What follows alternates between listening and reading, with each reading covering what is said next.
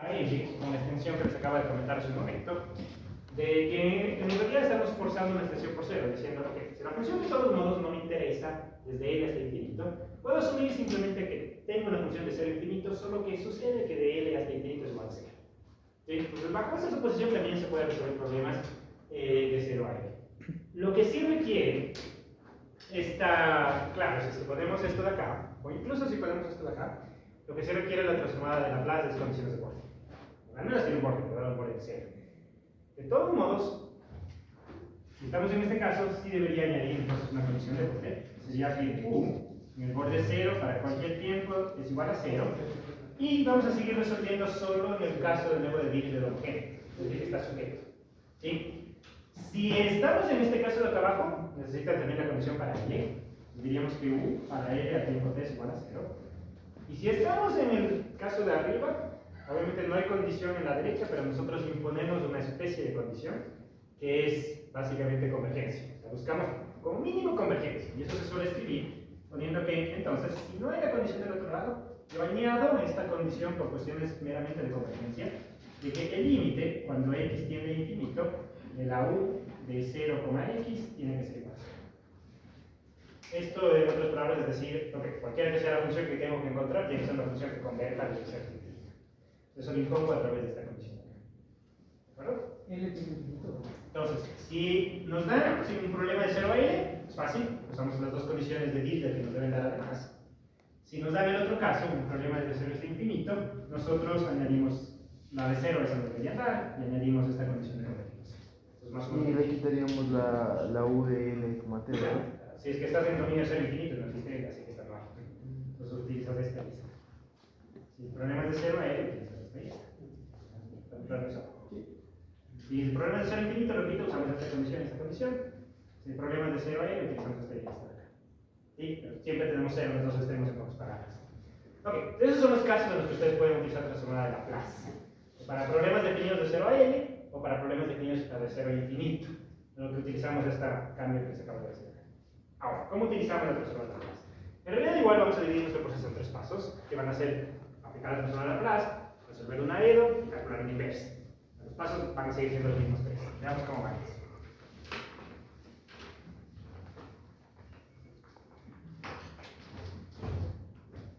O sea, disculpe, o sea, que sirve para barras infinitas y no infinitas, eso que... Exacto, para barras no infinitas y para barras semi-infinitas.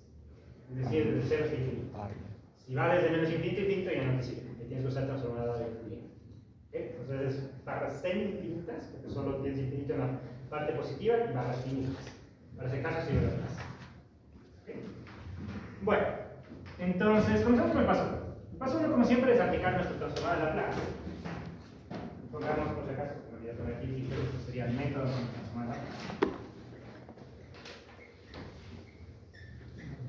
Y aquí lo que tenemos que recordar es que la transformada de Laplace también la podría aplicar con respecto a x o con respecto a t. No tiene nombre el dominio al cual se lleva Laplace, simplemente sabemos llamar con la letra s, ¿verdad? Pues movemos al dominio de s en nuestra variable. Y aquí la diferencia es que cuando utilizamos la transformada de Laplace, la que movemos al dominio de s es la t, con la x. ¿Sí? La razón es por básicamente la forma que tiene la fórmula de la transformada de una derivada, en el caso de Laplace. ¿Se acuerdan la fórmula de la transformada de una derivada? Básicamente, de esta fórmula implica los datos iniciales. Así que nos sirve que nos queden términos de estas dos funciones. Entonces, por eso se transforma con t. Ok, va a quedar un poco más claro, espero, cuando hagamos la transformada. Nos vamos transformando esto. La transformada es con respecto a t. Habría que acordarse cuál es la fórmula de la transformada de una derivada de segundo orden para Laplace. ¿Alguien se acuerda que era igual a esa fórmula? Es el cuadrado transformada. Cuadrado por la transformada de la u. Le voy a llamar aquí mayúscula, simplemente porque mi u mayúscula no se suele escribir con la u minúscula, pero si no, ustedes podrían la u mayúscula y la u minúscula, ¿verdad? Yo voy a usar la y por el único razón, os repito, de que mi u mayúscula y mi u minúscula no se suelen distinguir mucho en la pizarra, se suelen confundir, así que por eso le voy a cambiar el nombre y. Sí, pero ustedes pueden usar mayúscula y minúscula, si es que su u sí se distingue. Ok, entonces sería ese cuadrado. ¿Y qué más? Menos s por por la derivada. La primera derivada, que Igual a sería cero. esto acá, ¿verdad? Que de x.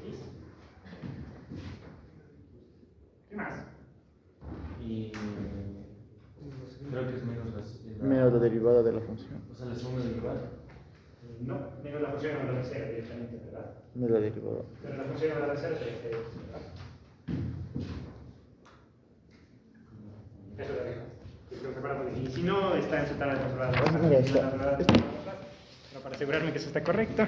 Sí. A ver, sería s cuadrado por l, está cuadrado sobre s cuadrado por la y igual a menos s por f de x menos d de x. Bien, si no me equivoco en los signos, ordenando y dividiendo para c cuadrado, los recordaremos justamente, ¿verdad? Pero como ven, igual llegamos a una e, ¿no? En segundo orden. El término de la derecha no sería también dividido por C cuadrado. Sí, esto lo sería esto sobre c cuadrado y esto sería 1 sobre c cuadrado por x. Ahí sí, entonces todo dividido para c cuadrado y ordenado, llegamos a esa ecuación diferencial. ¿Estamos de acuerdo en eso? ¿Qué es una ecuación diferencial de segundo orden? ¿Okay? Como es una ecuación diferencial de segundo orden, necesitamos dos condiciones de frontera para poder resolver eso. Esa es la razón por la cual, si no tenemos explícitamente las dos condiciones de frontera, nosotros añadimos esta de acá abajo. Porque si no, no tenemos las suficientes condiciones para resolver ese problema. ¿De acuerdo en eso? Ok, entonces, por facilidad, aunque este caso funcione igualito, por facilidad asumamos primero este caso de acá. Supongamos que estoy resolviendo mi problema desde 0 hasta L y tengo estas dos condiciones de frontera acá.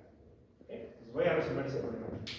Ese problema es muy parecido al que ya me ayudaron a resolver. Excepto que ahora es no homogéneo, ¿verdad? Porque tenemos lado derecho. ¿Cómo resolvemos el problema no homogéneo?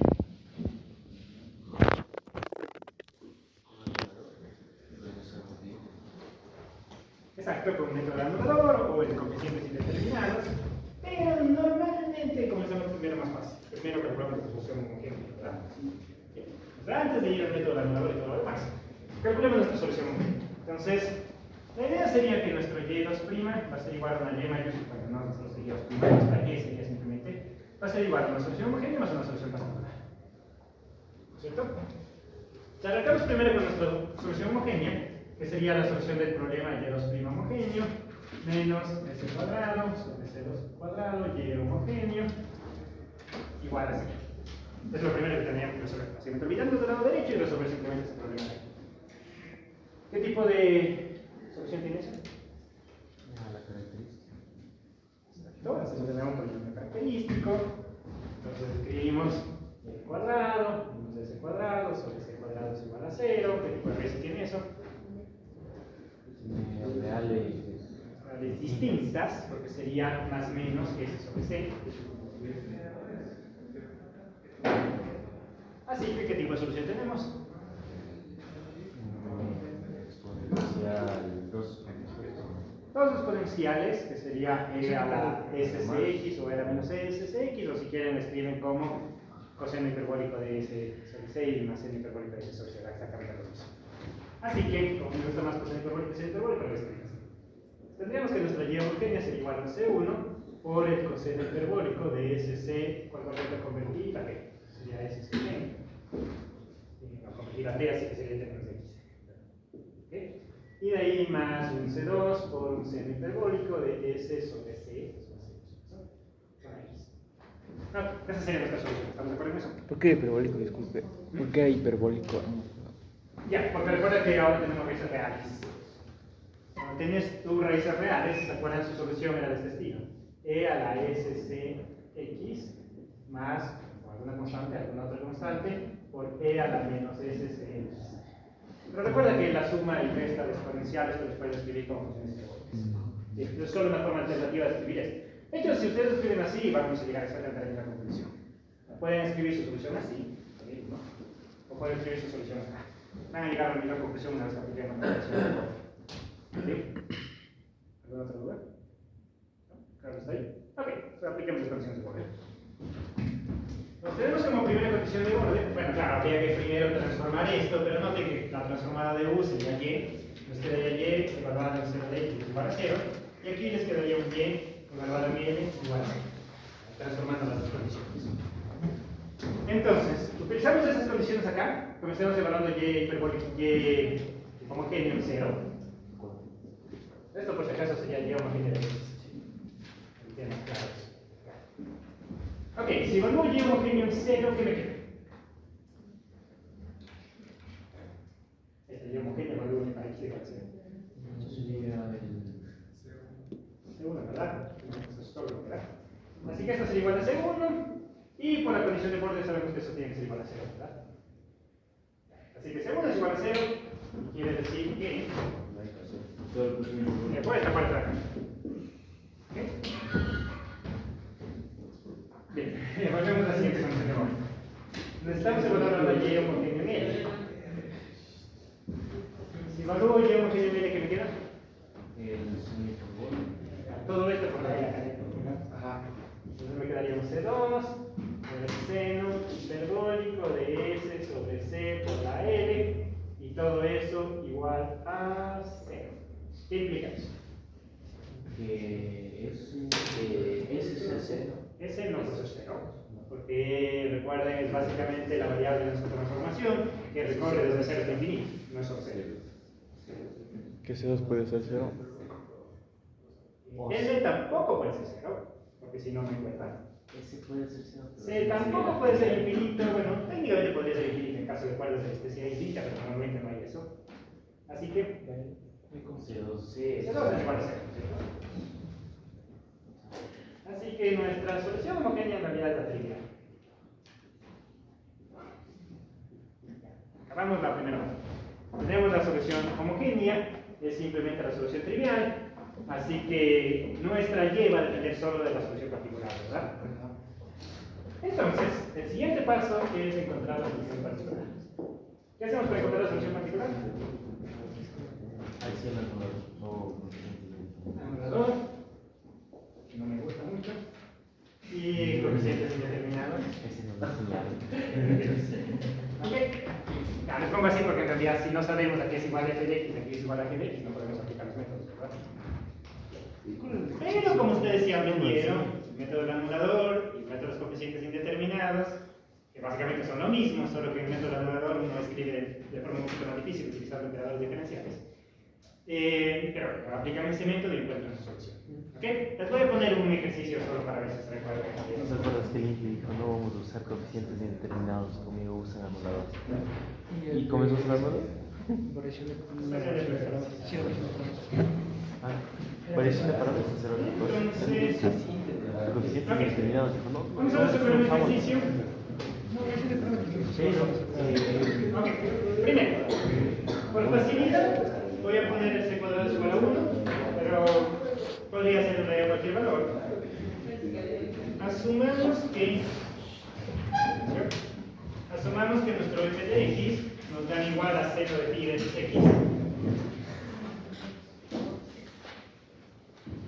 Y asumamos por facilidad que f de x igual a 0. Voy a resolver este problema, que ya vimos que en realidad no es muy importante, si resuelvo de 0L o resuelvo de 0 infinito, igual la parte homogénea va a desaparecer. Pero bueno, supongamos además que mi cuerda tiene una longitud de 1 metro. ¿Okay? Por lo tanto estaríamos en este caso de acá, con condiciones Q de 0 es 4. Pues lo que está en azul serían los datos que nos darían para el ejercicio. Entonces tenemos una cuerda de longitud infinita con constante de elasticidad igual a 1, o longitud, bueno, no infinita, perdón, longitud de 0 a 1, con constante de elasticidad igual a 1. Tenemos una posición inicial que está descrita por la función seno de pi x. Asumimos velocidad inicial igual a 0. Por lo tanto, como es cuerda finita, los dos extremos están sujetos. Eso sería toda la descripción de eso. Y tenemos que encontrar la solución. ¿Ok? Lo acabamos de ver ya por todo este proceso, que en realidad ya no tenemos que preocuparnos de la solución homogénea, sabemos que es 0, así que no tiene ningún problema respecto a la solución homogénea siempre va a ser 0. Bueno, como les dije, es algo en el caso de infinito. No es un caso muy frecuente. Y tenemos que encontrar la solución particular. Así que,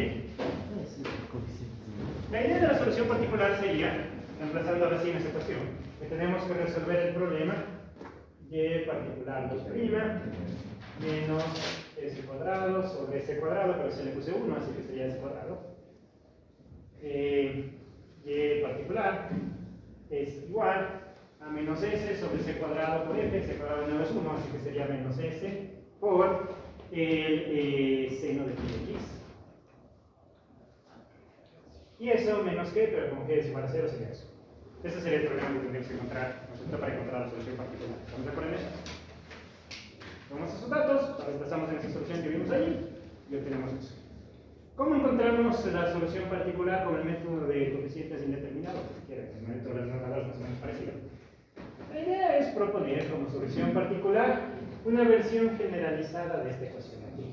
Por versión generalizada nos referimos a que, por ejemplo, si es que lo que está a la derecha se acuerdan era un polinomio de primer orden, ustedes proponían una solución del tipo x más b, ¿verdad?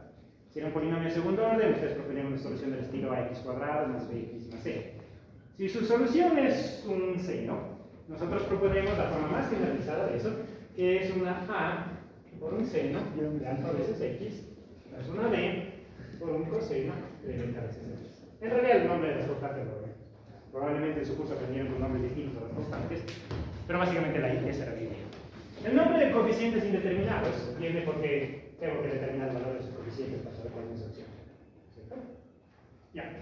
El método del anulador en realidad tiene un objetivo parecido a este. Ustedes proponen, dividen esto en una ecuación lo escriben en forma de operador diferencial con un b cuadrado, etc. Y tienen que ver cuál es la expresión que se anula derivando o aplicando ese operador. Pero al final, más o menos igual, la versión genérica lo que tiene su lado derecho. Los dos métodos más o menos son parecidos. O sea, esto parte a partir de que se intuye que la solución está formada por senos y cosenos.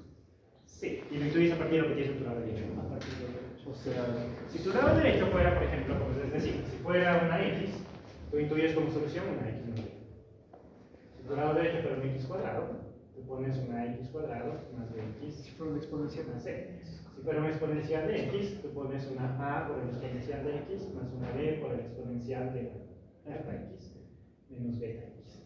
O sea, como si lo que fuéramos allá es la ego de la parte de la x. Exacto. Y así sucesivamente. Y normalmente se han visto, por ejemplo, en el libro en sí. Hay una tabla de candidatos a soluciones, que es la que se utiliza normalmente. Sí, pero la idea en general son versiones generalizadas de lo que ustedes tienen que haber hecho. Sí, pero en el sí tienen toda la tablita de todas las generalizaciones que utilizan para los dados derechos. Sí, no se puede eso sí con cualquier función, ¿verdad? Si ya les pongo por ahí una tangente del logaritmo natural de x, no hay una generalización de eso, lo van a encontrar en la tabla de sí. Pero ya, normalmente uno resuelve problemas con funciones, digamos, en el caso de ellos, son funciones más o menos razonablemente suaves, incluso por cumplir con las condiciones del teorema de existencia y unicidad de soluciones. Recuerden que necesitamos cierta continuidad para garantizar la existencia y unicidad de soluciones, ¿verdad? Y la continuidad no solo de la función como tal, sino de sus derivadas. Entonces, por eso tampoco es que se pueda poner cualquier cosa en el lado derecho. ¿Sí? Lo que hay que garantizar es los cosas. Ok, pero veamos más o menos la idea de los coeficientes. ¿Se acordaron de eso? Sí, que el método de anuladores también se les conoce como de operadores.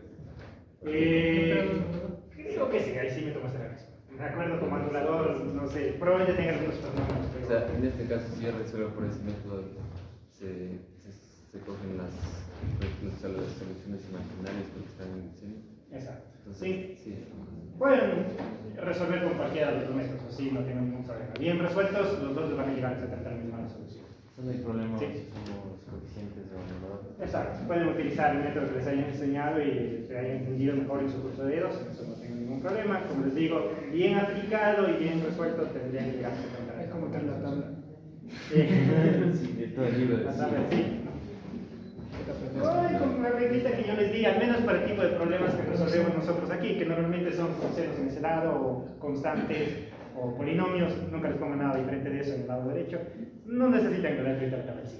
Sí, la tabla en sí es muchísimo más general, porque claro, si vos pueden poner cualquier cosa en la tabla derecha, pero aquí normalmente solo ponemos funciones. Y, por ejemplo, o sea, ¿no habría una manera de hallar la solución generalizada por el mismo hecho de que coeficientes determinados de anulador necesitan saber la función para poder hallar la particular? Sí, pero en realidad, como te digo, te guías ya no necesariamente por el lado derecho. Pues usualmente va en senos, cosinos. Sí. Claro, y la limitante es que a la final la solución que podemos proponer es, mientras tengamos en la tablita del sí, o sea, podamos generalizarlo, podemos encontrar una solución. Por eso les decía, si les pongo una función muy rara, no vas a poder generalizar eso, probablemente no funcione el método de coeficientes indeterminados. Pero normalmente si tu función es muy rara, lo más probable es que ya comiences de partida teniendo problemas incluso en la parte de existencia y unicidad, pero todavía no están encontrando la solución. ¿Sí? Ok, entonces vamos resolviendo esto de acá. Normalmente con algo de experiencia después incluso no es necesario poner por toda la solución generalizada, pero uno ya se puede ir dando cuenta que hay cosas que no van a integrar, que se van a hacer cero obligatoriamente más adelante. Pero por esta vez hasta recordar el método, pongamos la solución y marcamos la. Sí, ya se van a dar cuenta a qué me refiero, porque uno puede darse cuenta que hay ciertas partes de la solución que no van a servir de nada, solo van a añadir ruido. Pero bueno, de momento pongamos todo esto acá arriba, y la idea es que igualan los dos lados y buscan los valores de los coeficientes. ¿Cierto? Entonces, para sustituir aquí necesitaría calcular la segunda derivada, así que vamos derivando. Entonces, calculemos la primera derivada. ¿Cuál sería la primera derivada de eso? Alfa coseno. Menos beta alfa seno.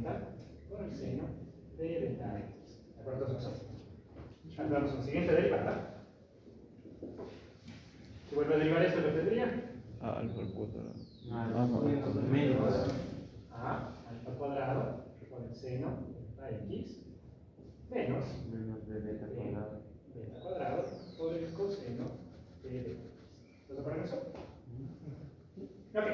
Sustituimos arriba, pero creo que estar en nuestra manera. Así que, ¿puedo ver esto?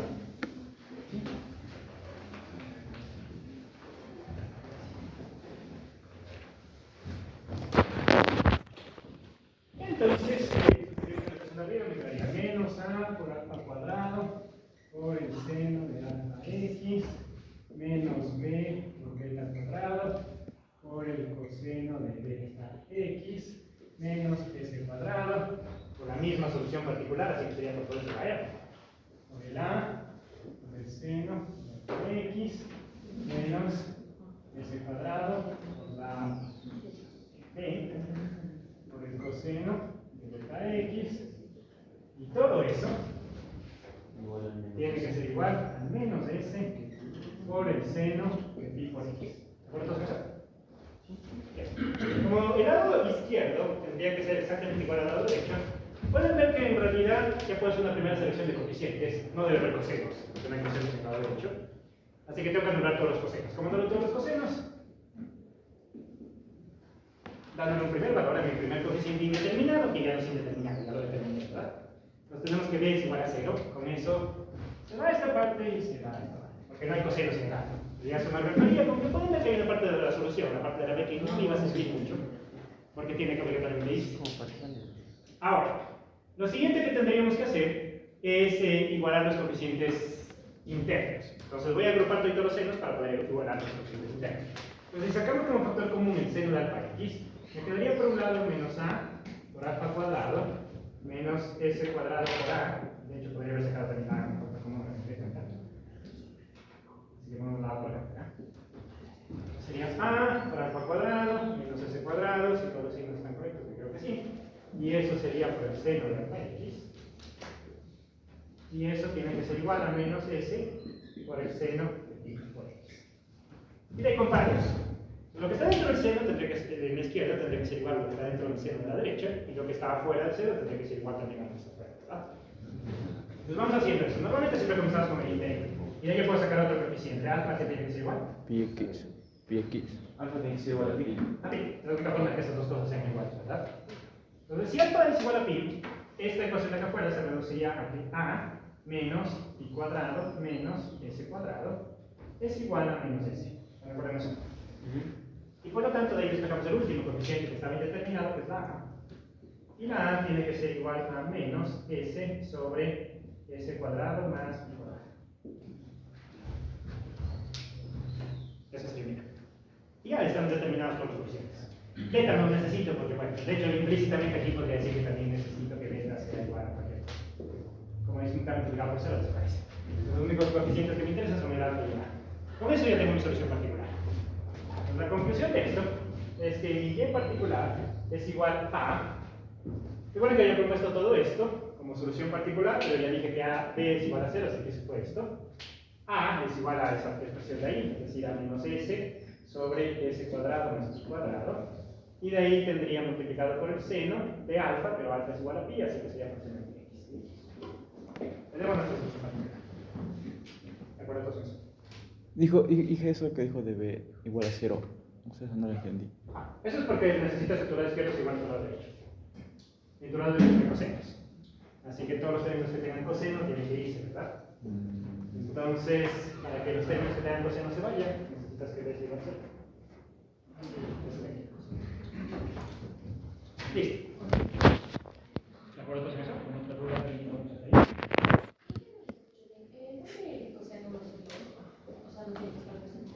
Porque no tienes coseno en el lado derecho. Recuerda que la idea al final es tomar lo que tú propusiste, que le estamos poniendo en el lado izquierdo, e igualarlo a lo que te dieron como dato en el lado derecho. En el lado derecho, de hecho viene de acá, no te dio cosenos. Necesitas que el coseno aparezca. No sería más. Debería ser más porque se puede sacar un común de los menos y Tienes que ahorrar al menos de acá. Tiene que ser positivo y por lo tanto acá debería ser positivo. Gracias. Ok, ¿alguna otra pregunta, duda y observación? El método es así, ¿verdad? El método es así de indeterminados. Es por eso le pone B, porque el método... Sí, el nombre de coeficiente indeterminado tiene porque al final tienes que hallar los valores de los coeficientes. Ah, De ahí viene nuestra. ¿Sí? se Ok, una vez que hacemos eso, ¿hemos terminado? No. No, porque aún seguimos en el dominio de las S, ¿verdad? Hay que regresar a nuestro dominio original en el tiempo. No hay que calcular la inversa. La inversa del Y, bueno, al final sería nuestra Y completa es igual a la Y particular, porque recuerden que ya habíamos demostrado que la parte homogénea es igual a esto. Así que además de esto es en realidad toda mi Y completa, que no hay Y homogénea. Y esta Y es la que debería invertir. Entonces, ponemos finalmente nuestro paso 3, que es calcular la transformada de la Laplace inversa. La inversa de la Y sería la U, ahora sí ya de vuelta en el dominio del tiempo. Y eso sería igual a la inversa de esto de acá. Noten que en realidad la inversa es fácil, porque esto no depende de este. Así que esto es una constante para fines de la inversa, ¿verdad? Entonces sería lo mismo que el seno de pi veces x multiplicado por la transformada inversa de Laplace de s sobre s cuadrado más b cuadrado, que si no mi memoria no me falla o s coseno de c. ¿Cuál es la inversa de c? Desde el seno, señor. Entonces, tengo su tablita y me dicen que era el seno del coseno. No tengo la O alguien se acuerda muy bien de la transformada de no Laplace. creo que sea. Creo que positivo es el coseno. ¿Cuándo? Debe ser coseno. Si no, veamos. Sí. Transformada de Laplace o del seno mismo. Sí, k sobre s cuadrado más k cuadrado, ese es el seno del cateno. Sí, tiene razón, gracias. Entonces esto de aquí sería el seno. No es el coseno, porque arriba está la S. ¿Mm? Es el coseno. Ah, está la S. Ah, con la S arriba. Sí, ese sería el coseno. Entonces el coseno de aquí. Y ya, y esa sería nuestra solución. Ese es todo. Que como pueden ver es parecida al tipo de soluciones que nosotros encontrábamos, que eran soluciones armónicas, multiplicaciones de senos por cosenos. El punto es que para este caso en particular, nuestra solución tiene un solo armónico principal, ¿verdad? Es una señal pura. Que tiene algo de sentido de lo que estamos implementando la condición que de hecho es una función de sinusoidal y sinusoidal.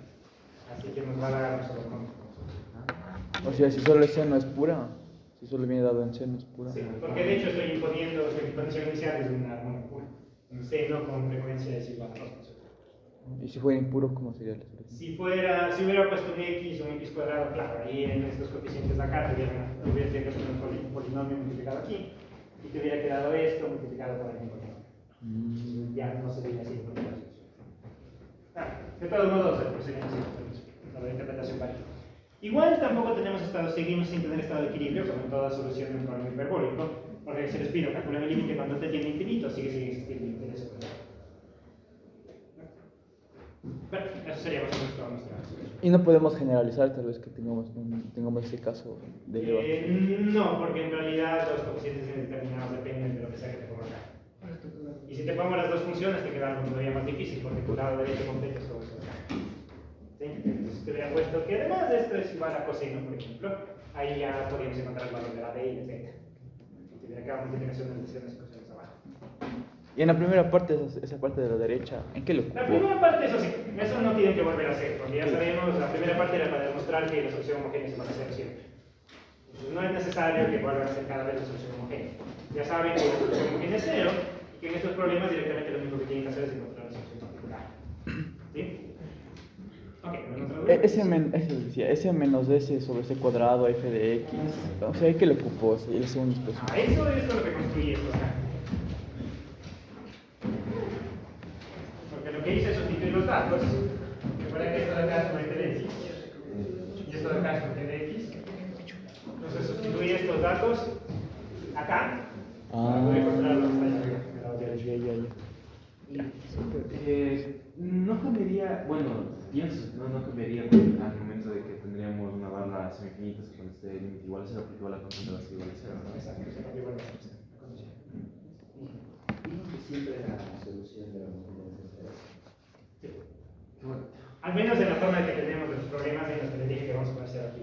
¿Sí? En la práctica, si es que alguna vez se trata un problema donde esto no es cero, entonces ahí vamos a hacer una resolución. Sí, pero nosotros estamos trabajando solo en este caso, que es el más sencillo. ¿Sí? ¿Y para qué casos no sería igual a cero? O sea, cuando está la cuerda desnivelada. Cuando en realidad no es una cuerda, no solo una movimientos en espacio vacío. Entonces puedes poner diferentes condiciones. Por ejemplo, si es que lo que te interesa es cómo la luz rebota sobre una placa fotovoltaica y estableciendo el efecto fotovoltaico, etc. Entonces hay una transmisión de momento y puedes utilizar una condición de Newman. Sí, cosas así, pero son problemas complicados. El tipo de lo que aparece en la ecuación de Schrödinger es eso. ¿Sí? Pero nosotros seguimos en la ecuación de onda más común y corriente de todas donde sucede. ¿Sí? Pero sí hay ecuaciones de onda donde te pueden poner condiciones diferentes, incluso etc. Son problemas más complicados porque normalmente son acoplamientos de problemas. En el caso del efecto fotovoltaico, por ejemplo, ya acoplamiento de dos problemas. Uno de onda, con la parte después del balance de energía y calor que hace dentro de la placa, etc. Ahí necesitas una condición de acoplamiento, pero normalmente es un dato que ¿sí? Son problemas que en realidad son bastante más complicados de lo que hacemos en este curso. ¿Sí? Recuerden que por eso les he dicho al inicio, cuando recién comenzamos todo esto, que en realidad esto es solo una introducción a las ecuaciones diferenciales parciales. Sabemos lo más simple, lo simple en ecuaciones diferenciales parciales. Eso se puede complicar muchísimo más. Y eso dependerá de sus carreras. Normalmente los que se complican bastante más son mecánicos, porque ellos estudian EDPs en muchos otros contextos, como el diseño de motores, etcétera, esas cosas, y ahí sí las demás son más difíciles. Sí. Los otros que estudian EDPs mucho más complicados son igual los que hacen electricidad, electrónico, pero las ecuaciones de electricidad son Somos la combinación de los dos. tipo las de Maxwell y las de Maxwell, la electrónica y todas esas son bastante más complicadas. ¿Sí? De todos modos, son EDPs que ya se han estudiado bastante, así que igual más o menos les dan la solución de esta es esta, pero de acá esta, de acá, etcétera. Sí son más bueno, no sé si tal vez, probablemente en algún otro carrera usen EDPs, pero son una de las que sé más o menos porque he trabajado con algunos mecánicos y ingenieros electrónicos, sé que utilizan EDPs complicados. No he tenido que trabajar con personas de otras carreras. Bueno, aplicaciones biomédicas también. En aplicaciones biomédicas utilizamos ecuaciones diferenciales parciales lineales. Sobre todo cuando van a modelar, por ejemplo, lo que es cómo se mueve la sangre en su organismo, porque igual ahí hay condiciones de transmisión entre diferentes cuerpos elásticos, como se ha dicho, que pueden ser sus venas, el tejido intersticial que está afuera, o igual lo que es separación de células. Por eso también utilizan condiciones de orden medio complicadas, no sé qué es. Depende un poco. Bueno, luego otra duda, pero... Ok, entonces... Bien. Vamos a ver la otra forma, que al final es la más fácil de resolver, sobre todo tipo de problemas de onda en dominios de menos infinito. Regresemos a los dominios de menos infinito. Y vamos a poner de nuevo aquí nuestra variable c cuadrado. Voy a volver a poner aquí desde menos infinito.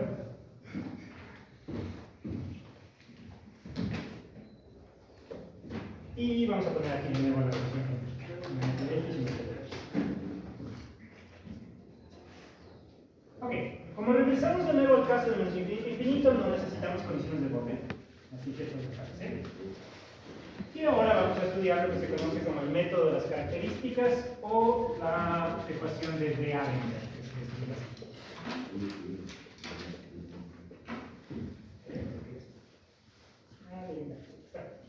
Sí, o método de las características.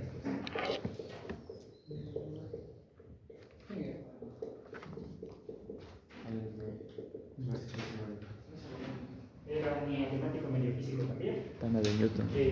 Claro, es un tipo del siglo XVII y XVIII que eran matemáticos físicos químicos y hacían también algo de parámetros fiscales. Y de todo. Entonces, más o menos así. Entre algunas cosas estudió varios fenómenos ópticos que incluían la integración de Ok. El método de las características o la ecuación de Alpert se utiliza también para resolver problemas en dominios infinitos y tiene la ventaja de que podemos aplicar directamente solución o tres soluciones tanto cuando tenemos la t de x como la g de x. La observación en la que se basa el método de Alpert es la que llamo ahí, pero básicamente que si nosotros resolvemos con transformadas de Fourier podemos darnos cuenta que los problemas de ecuación de onda son una composición de dos problemas de transporte. ¿Sí? La idea del método de características, cuando hablamos de curvas características, en realidad la palabra características, viene de encontrar cuáles son las rutas que siguen las diferentes ecuaciones de transporte. En dos dimensiones eso es sencillo, porque bueno, solo hay una onda que se va a mover a la izquierda y otra onda que se va a mover a la derecha, perdón, una dimensión. ¿Sí? El método de las características es bastante más complicado en dos o tres dimensiones, porque hay que encontrar las trayectorias características que ni siquiera tienen que ser necesariamente rectas, pueden ser curvas, etc. ¿Sí? Es uno de los métodos que más se utiliza para ecuaciones hiperbólicas. La versión que vamos a ver, como digo, es la versión más sencilla, donde solo tenemos dos rutas características, una onda que se mueve a la izquierda y una onda que se mueve a la derecha y nada más. ¿Sí? Es la versión que vamos a estudiar. Si buscan en internet el método de las características, podrán tener una ecuación muchísimo más fea para encontrar las características, y es porque en varias dimensiones, como digo, su ruta ni siquiera tiene por qué ser una recta. ¿Sí? Podría moverse su onda a través de alguna otra trayectoria. ¿Okay? Aquí no tenemos condiciones de Dirichlet. No, porque estamos de nuevo de vuelta de dimensión finita. Ni cuando tiende el límite x en el infinito. No, porque esa va a venir implícita en el hecho de que vamos a necesitar integrar esta variable y que esa integral existe. Entonces, para que exista, necesitas que tenga cierto tipo de convergencia de formas. Entonces, la condición va a estar implícita en el momento de resolver la integración. Aquí igual ya no, bueno, a menos de que sea el dominio sobre infinito, podemos usar la plaza, pero se bien. Claro, si volvemos a hacer el infinito, ya no podemos usar la clase. Entonces, el método de las características se basa básicamente en la siguiente observación. Si yo pongo en notación abreviada, digamos, una ecuación de onda, asumiendo sea igual a 1 por el momento, simplemente para que sea más fácil, de esa manera se vería solución de onda, ¿verdad? U de t de t menos u de x de x es igual a 0. ¿No recuerdan eso? Sea igual a 1 y podemos simplemente con esta notación subir. Ahora noten que yo podría reescribir eso de la siguiente manera. Me voy a poner acá. Y lo puedo escribir como u de t menos u de x diferenciado con respecto a t más u de t menos u de x diferenciado con respecto a x. Si no me equivoqué los signos, es igual a 0. Eso debería ser exactamente equivalente al rectángulo. ¿No te preguntas esto? No es de la Laplaciano.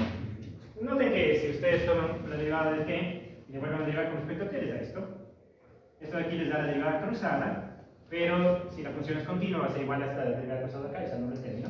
Y les da la segunda derivada con respecto a x, así que es exactamente la larga. ¿Por todos eso?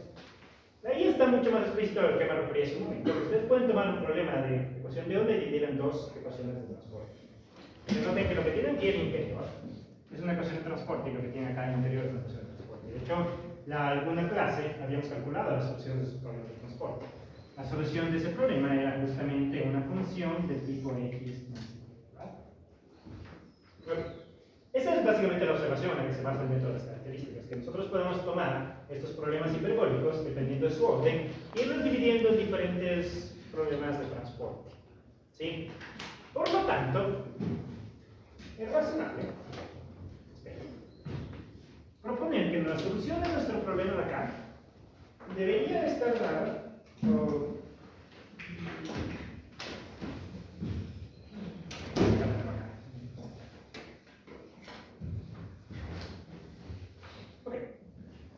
creo que mejor voy a hacer primero el cambio de variables y después vamos a mostrar las cosas. Ok, entonces, en base a esa observación, se propone el siguiente cambio de variables.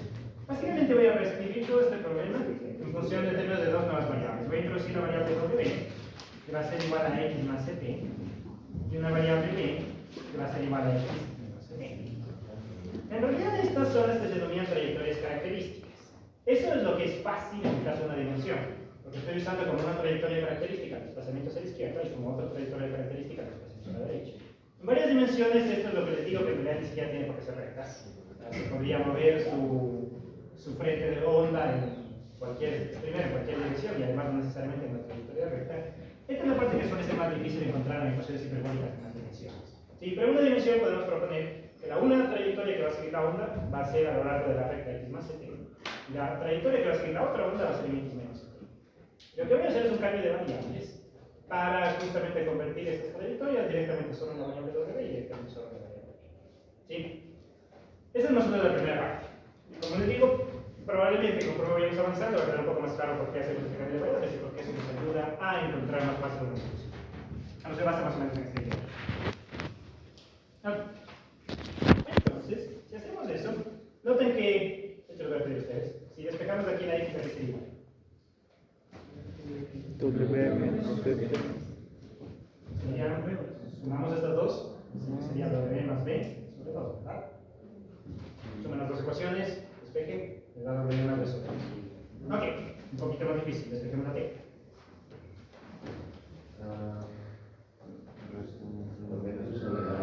Estamos en dos ecuaciones, así que quedaría W menos B sobre 2 SC, eso sí, porque además nos quedaría doble SC.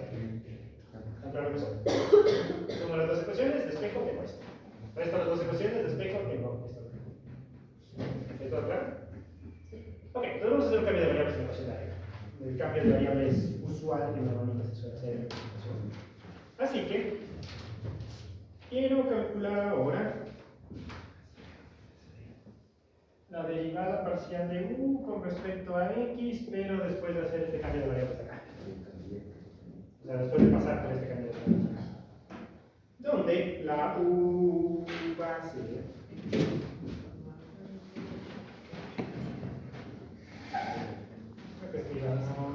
voy a escribir primero esto acá. Lo que quiero obtener es una u mayúscula que va a ser solución, pero esa solución la voy a buscar dentro de estas trayectorias acá primero. Entonces, lo que estoy buscando es una u que va a estar dada en W y B. Pero noten que como W y B dependen de x y t, puedo hacer un arbolito de dependencia y decir que básicamente la u que estoy encontrando depende de las nuevas variables que estoy introduciendo W y B, y esas a su vez dependen de x y de t, dependen de x y de t. No sé si se recuerdan esos arbolitos de su curso de cálculo de cadena. Cuando calculaban regla de cadena. ¿Sí? Algunos cursos que se dieron, algunos cursos no. Una forma de recordar la fórmula de la regla de la cadena será arbolitos de esos estilos. ¿Sí? Ok, entonces, utilizando ese arbolito o la forma en que sea que les haya enseñado regla de la cadena, quiero que calculen la derivada de u con respecto a x. Entonces, ¿qué hacemos? Normalmente si lo aprendieron con el método del arbolito, tomamos todos los caminos que nos lleven desde la u hasta x, ¿verdad? Y esos caminos nos indicaban cuáles eran las derivadas parciales que teníamos que calcular. Entonces, esto sería igual a la derivada parcial de u con respecto a omega, multiplicado con la derivada parcial de omega con respecto a x. Correcto, ¿cierto? Y de ahí le sumamos el otro caminito, que sería la derivada parcial de u con respecto a b, multiplicado con la derivada con respecto a x. O tal vez simplemente se realizaron esa fórmula de la regla de la cadena, no sé cómo se ha enseñado, pero básicamente esa es la idea de la regla de la cadena, ¿verdad? Ok, entonces de esa forma calcularemos la regla de la cadena. ¿Qué sí podemos calcular? En realidad, como la u desconocemos de momento, al final lo que queremos obtener, la derivada parcial de u con respecto a omega y la de u con respecto a b no la conozco. Pero sí conozco la derivada parcial de w con respecto a x. Aquí es igual la derivada parcial de w con respecto a x. 1. O sea, se más bien. Sería A 1. se deriva en eso con respecto a x, y la base de 1. Si deriva b con respecto a x, ¿qué nos queda? A 1. No también. Así que obtendríamos eso. Como necesito la segunda derivada, entonces hacemos lo mismo, pero ahora para la segunda derivada. Recuerden que la idea es que a la final la primera derivada va a seguir teniendo exactamente el mismo árbol de dependencias, así que puedo volver a utilizar lo mismo para obtener la regla de la primera vez. ¿Sí? A la final estoy volviendo a derivar con respecto a x, así que derivaría con respecto a x esto, que tiene el mismo árbol de dependencias. Entonces me quedaría la derivada de u con respecto a omega, ahora así para que se pueda ver, derivado de nuevo con respecto a omega, multiplicado por la derivada de omega, y de nuevo está bonito, derivado con respecto a x, ¿verdad? No sé por qué eso sería la primera parte. Ya no sería 0 ya. Ahí no sería 0 ya porque la W. Bueno, sí, si quieres aplicar además la regla del producto, sería más esto sin derivar y la derivada es 0, pero se termina lo mismo. ¿Sí? Si es que esto quedara dependiente de algún término, por eso la siguiente derivada queda 4 términos, si se acuerdan de su regla de la cadena usual.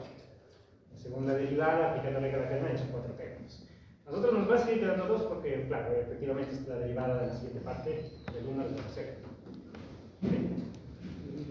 ¿Puedes repetir la última parte, o sea, de la zona derivada? O sea, se deriva otra vez u omega.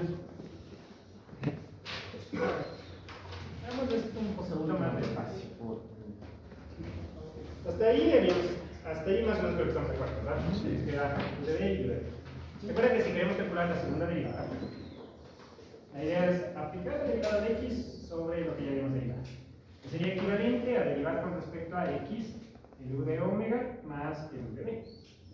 Es lo que vamos a hacer, ¿cierto? Por eso te decía que si es que esto no te daba 1, claro, aquí te quedaría aplicar una regla de producto con esto y una regla de producto con esto. Y nos quedarían 4 términos. Pero todos son. Bien. Entonces, si quiero derivar con respecto a x u de omega, lo que les decía es que puedo utilizar exactamente el mismo producto, porque la dependencia va a seguir siendo la misma. Va a depender también de omega y b, y de omega va a depender de x y t, y b va a depender de x y t, las derivadas. ¿Por qué? Porque la derivada de una función compuesta sigue siendo una función compuesta. O sea, sigue dependiendo de las mismas variables. Vamos a ver cuáles son. Ok, entonces si vuelvo a aplicar exactamente el mismo algoritmo para calcular su siguiente derivada con respecto a x, tendría que seguir este camino. Entonces sería u de omega, vuelta a derivar con respecto a omega, sería u de omega omega, ¿verdad? Y de ahí multiplicado por la derivada de omega con respecto a x. Más, voy por el siguiente camino, sería u de omega, derivado con respecto a b, en realidad no lo decía al revés, pero asumiendo que es continua, da lo mismo las derivadas cruzadas, y de ahí multiplicado por la derivada de b con respecto a x. Esa sería la derivada de u de omega, ¿verdad? Si derivamos el u de b, pondríamos una b por acá, y volvemos a utilizar exactamente el mismo algoritmo, y sería la u de b derivada con respecto a omega, multiplicado por la de omega con respecto a x, más el u de b derivado de nuevo con respecto a b, multiplicado por la de b con respecto a x. ¿Recuerdan que eso sería la derivada? La segunda derivada. Segunda derivada.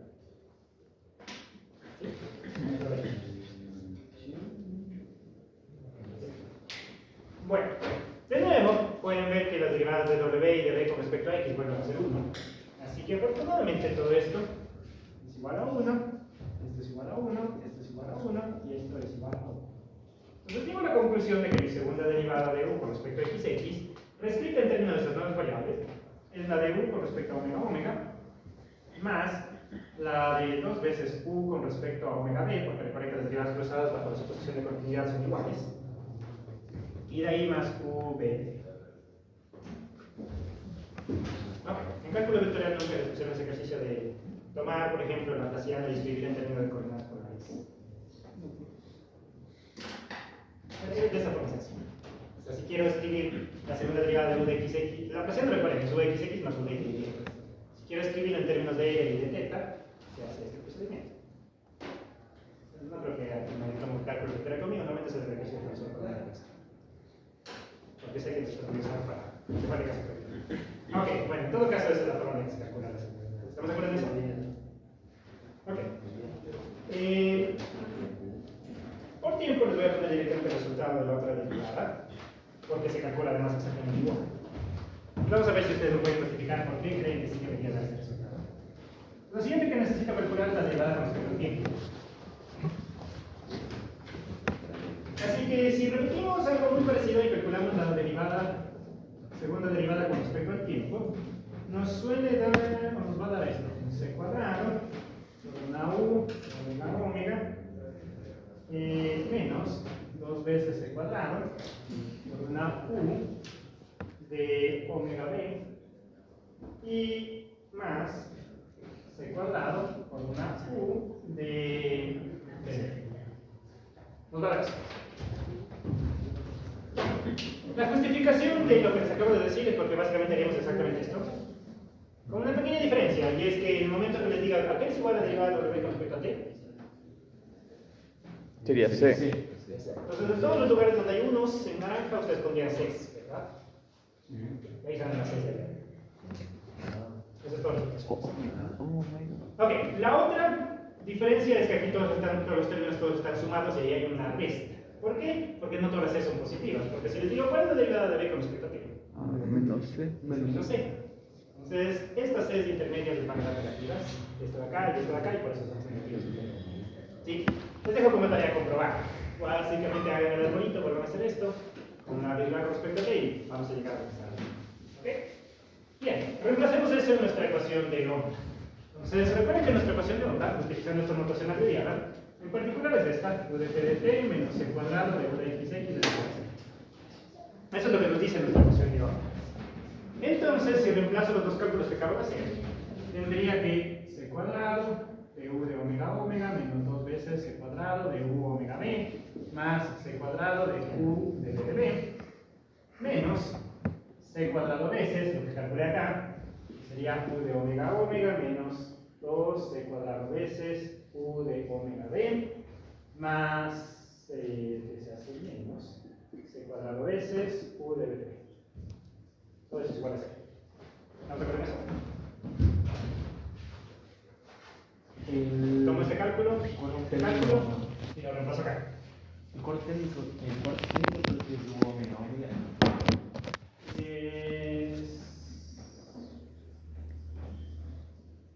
Sacamos una olla para comenzar.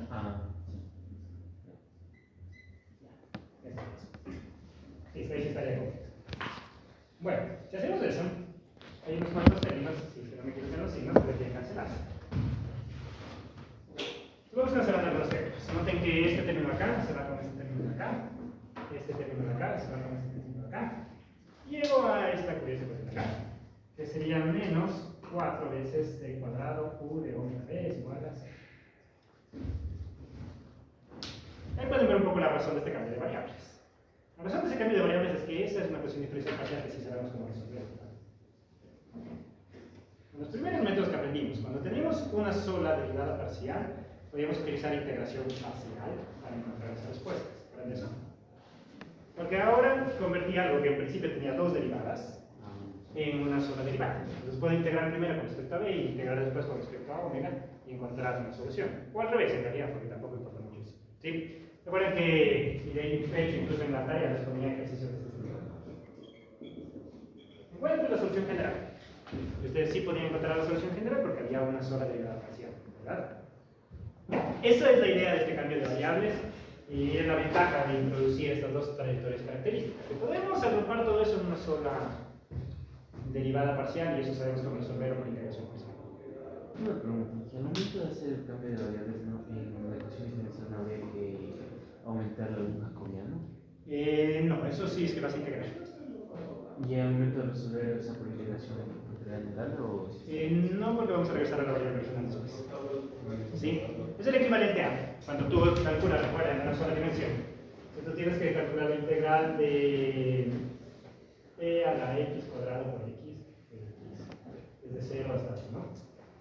Tú normalmente dices, bueno, voy a hacer que mi u sea igual a x de x cuadrado, porque la derivada de u es el 2x de x y tengo eso aquí. ¿Cierto? Y tienes dos alternativas. O reescribes esto en términos de la u, que te quedaría una e de u con un medio por acá, de u, y reescribes tus límites en términos de u. O te olvidas un ratito de esto, regresas a tu variable original y volviste a poner tus mismos límites, tu mismo diferencial, etc. No necesitas hacer ninguna modificación adicional. ¿Sí? Entonces, mientras regresemos después a nuestra variable original, no es necesario hacer ninguna transformación adicional. ¿Sí? Entonces, el equivalente a saltarse esto es acá. Sí, si quisiera quedarme solo y resolver al final mi problema en términos de la W y la B, tendría que asegurarme de convertir lo que son cosas. Límites, de introducir jacobianos, en las integrales necesarias. Sí, pero voy a regresar a mi variable original. Muchas gracias. ¿Ok? Bien, entonces, una vez que tenemos nuestra ecuación, lo que vamos a hacer es utilizar cambiar el internet y básicamente integración parcial.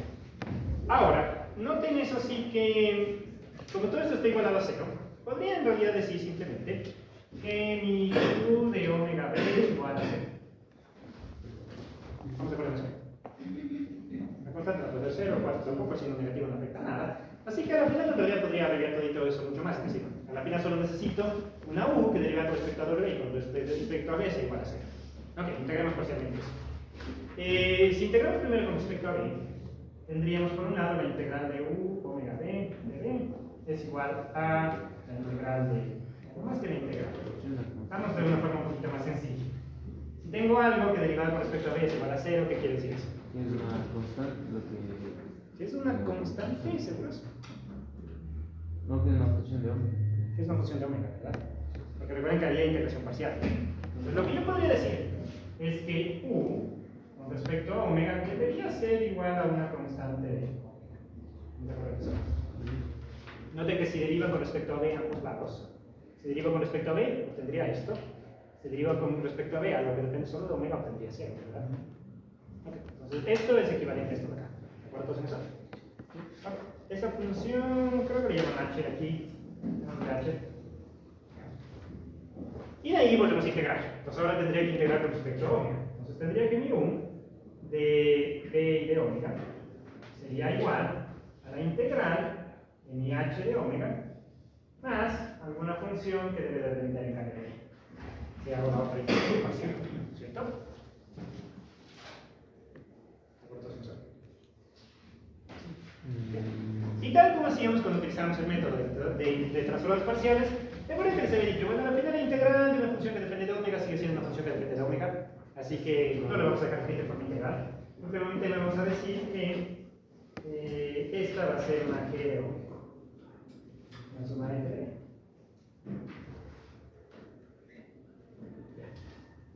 Esa sería lo que les dice nuestra integración parcial. Pero al final es lo que esperaríamos. Si los hubiera puesto al inicio de este parcial, calculen una solución general para este problema. Recuerden que como es un problema de segundo orden, ustedes saben que les tienen que dar dos funciones. Y ahí están las dos funciones. Una que depende de la y otra que depende de la. ¿De acuerdo? Ok. Una vez hecho eso, entonces vamos a regresar, como te decía, a nuestras variables originales. ¿Puedo ver ya esto? Si regresamos a nuestras variables originales, lo que hemos demostrado es que nuestra u de x, t en realidad es una g de omega, donde omega es x más t, más una f de b, donde b es x menos t. Eso es lo que ya más o menos anticipamos y que es el mismo resultado que habíamos encontrado utilizando transformadas de Fourier, ¿verdad? ¿De acuerdo? Excepto que ahora son dos funciones en principio diferentes. En el caso de las transformadas de Fourier, como poníamos un 0 aquí, vamos a hacer la misma función evaluada en x más t y la misma función evaluada en x más t. Ahora tenemos dos funciones diferentes, una evaluada en x más t y otra evaluada en x menos t. Pero vamos a ver que en particular, si después reemplazamos ese resultado con un 0 aquí, llegamos a la misma conclusión que ya habíamos hecho con las transformadas de Fourier. ¿Y cómo encontramos las dos funciones diferentes? Es una muy buena pregunta. ¿Cómo encontramos esas dos funciones? Bueno, ¿cómo creen que deberíamos encontrar esas funciones?